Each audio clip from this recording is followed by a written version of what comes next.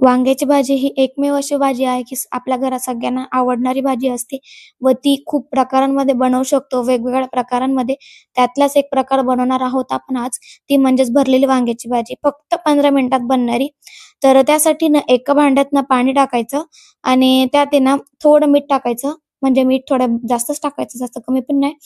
त्याच्यानंतर वांगी घ्यायची, जी आपल्याला आवडत असेल ती वांगी घ्यायची व त्याची देठ आहे ना अर्धी कट करायची. त्याच्यानंतर त्यावर जे पण काटे असतात ना त्याला कट करून घ्यायचे. त्याच्यानंतर असं क्रॉस कट करायचं, म्हणजे नाही का, उभं आणि आडवं असे 2 कट लावायचे. अशा प्रकारे त्याला कापायचे. बघू शकता व्हिडिओमध्ये मी कशी कट करतेय. त्याप्रमाणे कट करायचे. एक उभा आणि एक आडवा, फक्त असे 2 कट करायचे असतात. त्याच्यानंतर सगळ्यांना कट लावून ना 10 मिनिटं पाण्यात ठेवायच्या, मिठाच्या पाण्यात.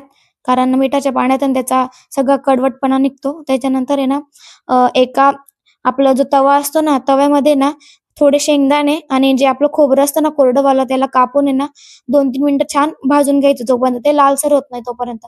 ते भाजून झालं ना, त्याला मिक्सरच्या भांड्यात टाकायचं व लसूण टाकायचा, कोथिंबीर टाकायची आणि त्याचं आहे ना पावडर तयार करायचं, म्हणजे नाही ते पिसून घ्यायचं. त्याच्यानंतर चटणी, गरम मसाला, हळद, मी मॅगी मसाला टाकला होता. त्यानंतर धना पावडर टाकायचं, मीठ टाकायचं. परत त्याला आहे ना पिसून घ्यायचं. ते पिसून झालं ना, त्याच्यानंतर ते एका प्लेटमध्ये काढायचं आणि मी ना थोडे बारीक कापून कांदे पण घेतले होते. त्याच्यानंतर कांद्यांमध्ये हे सगळं पिसून जे शेंगदाण्याचं कूट होतं ते टाकायचं व त्याला मिक्स करून टाकायचं. सगळं मिक्स करून झालं ना, त्याच्यानंतर वांगे मी पाण्यातनं काढले होते. त्याच्यानंतर हे जे कूट असतं ना शेंगदाण्याचं,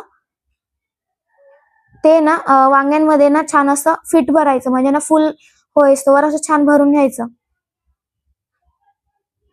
व त्याला दाबून द्यायचं हाताने, जेणेकरून ते कूट आहे ना बाहेर नको निघायला, ते फिट बसतं. त्याच्यानंतर सगळ्या वांग्यांमध्ये असंच कूट भरून घ्यायचं.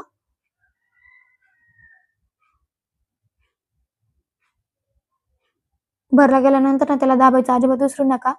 दोघा हाताने छान दाबून घ्यायचं.